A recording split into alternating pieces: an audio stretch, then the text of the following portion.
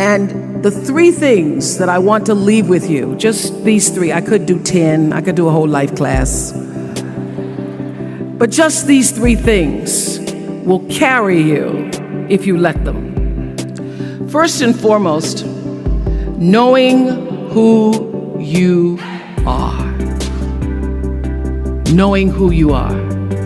Being able to answer this question, who am I? And what do I want? You know, many times when I go out of the country, I am baffled by that question. To explain what is your occupation. I've stood there for 10 minutes. Well, am I a talk show host? Well, I'm more than a talk show host.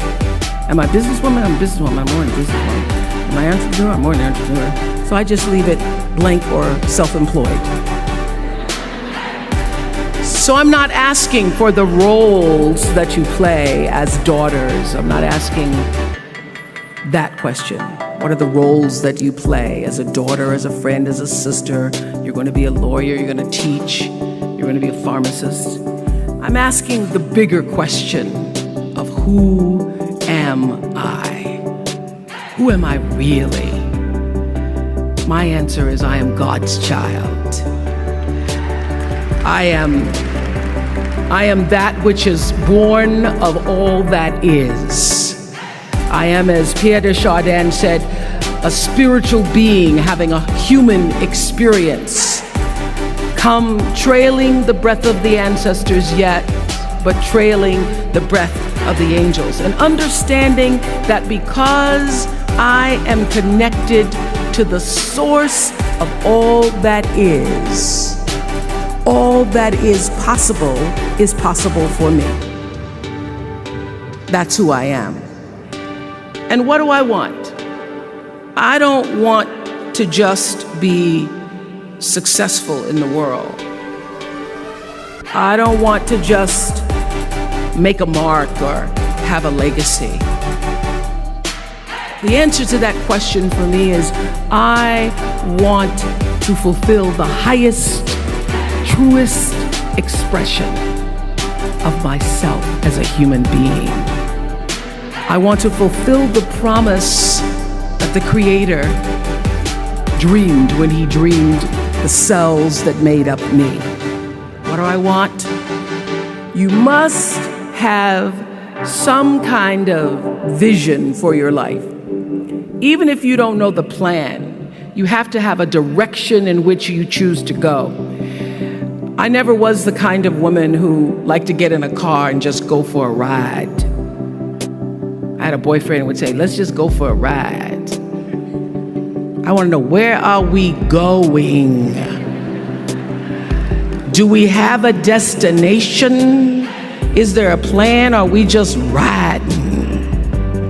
What I've learned is that's a great metaphor for life. You want to be in the driver's seat of your own life, because if you're not, life will drive you. So, knowing who you really are in this space and time that we embody. That's number one. What do you want? Who are you? Number two, you must find a way to serve. Martin Luther King said that not everybody can be famous, but everybody can be great, because greatness is determined by service. Now, we live in a world where everybody wants to be famous, and where we admire people for just being famous. We think being known brings us value. The truth is, all of that will fade in time. In 3 years, you won't be able to name the housewives of Atlanta. The real truth is that service and significance, service and the significance that you bring to your service is that which is lasting. So to be able to, whatever your occupation or job or talent or gift is, our honorees today getting doctorate degrees, to apparently opposite fields, HIV and AIDS and the spoken word. But what they have in common is service. Using the spoken word in service to community and the world. Using your knowledge and information about HIV and AIDS and medicine in service to the world. And if you look at all the most successful people in the world, whether they know it or not, they have that paradigm of service. Everybody's talking about Mark Zuckerberg and the IPO. Service. Jay-Z rapping. Service. Through the word, to people, through song. For many years, I was really just happy to be on TV, and people would stop and say, "Oh, you on TV?" "Yeah, I'm on TV. I like being on TV. It's a nice job." And it was about the time that I received my honorary doctorate from Spelman around 1993. So I don't know if that had something to do with it. I thought of myself as Dr. Winfrey. That I went back and I took a long look at what it was I was doing on TV and made a decision that I was no longer going to just be on TV, but I was going to use TV as a platform, as a force for good, and not be used by TV. And I will tell you, my decision to make that significant change in the way I operated on television, using television as a service, changed my career exponentially. Service through medicine, service through art. Using whatever it is you produce, your product, as a way of giving back to the world. When you shift the paradigm of whatever it is you choose to do to service, and you bring significance to that, success will, I promise you, follow you. Service and significance equals success. That's number 2. Number 3, it's so simple, but so hard to do. Always do the right thing. Always.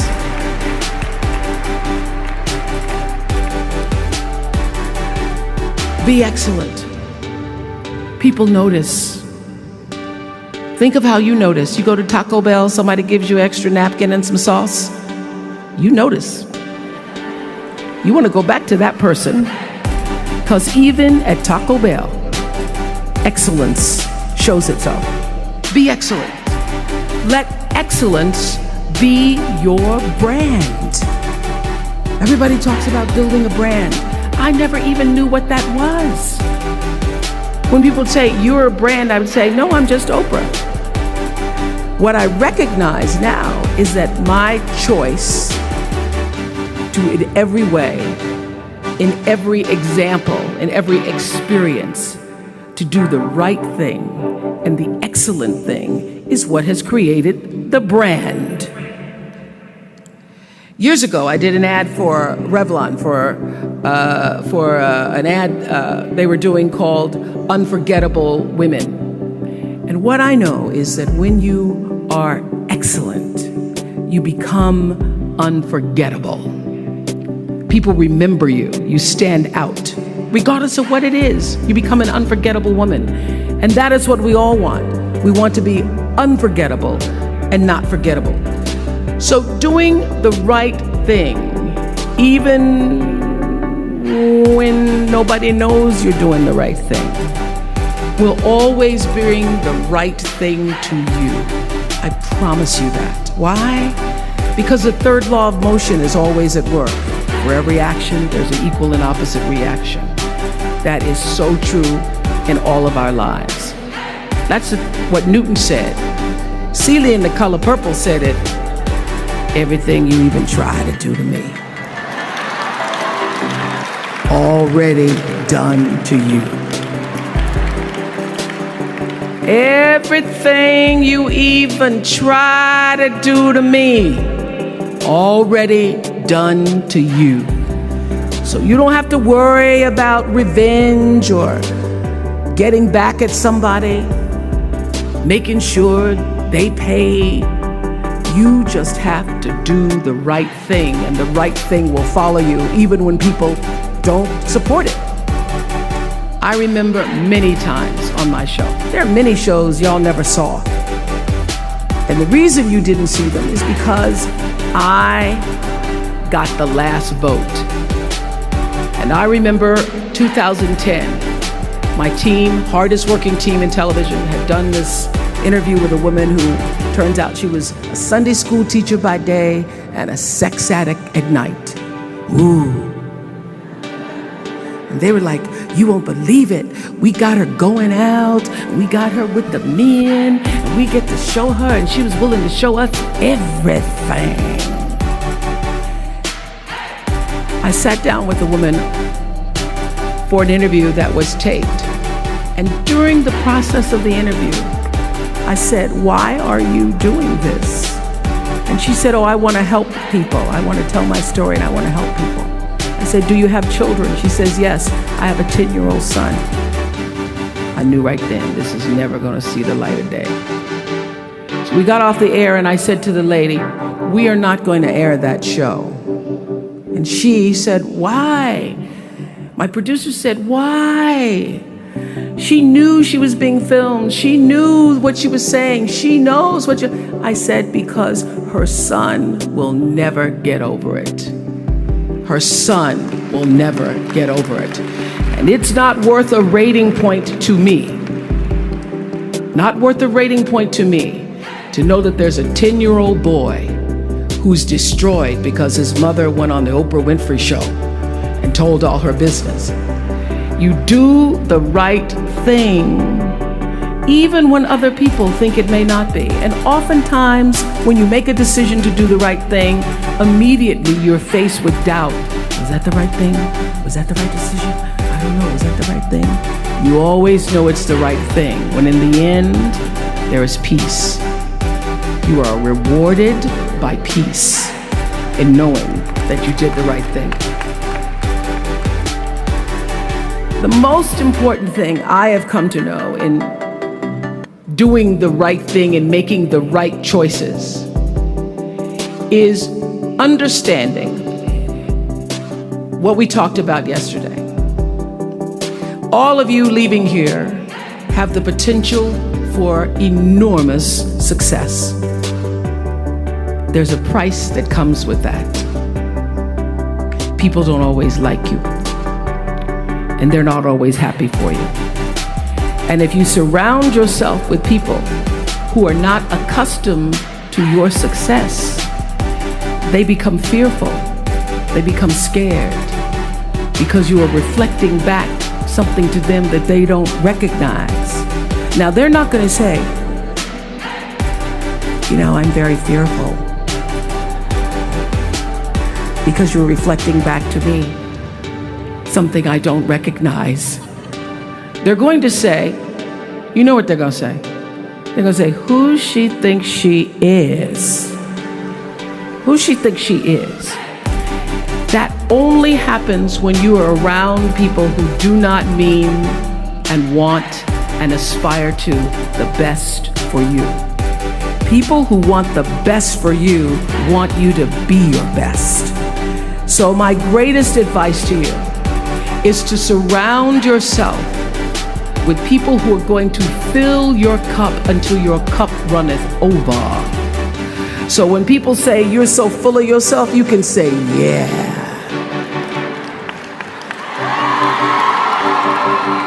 Yes, I'm full. I'm so full, my cup runneth over. And to know that once your cup runneth over, you cannot spend your life with your gallon-size offerings, offering them to pint-sized people.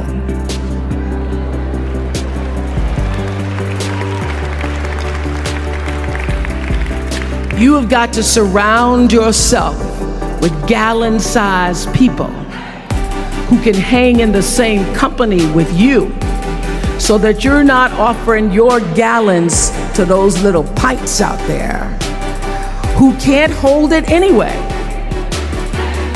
choice to change the world. I love that song. I love hearing you all sing that song.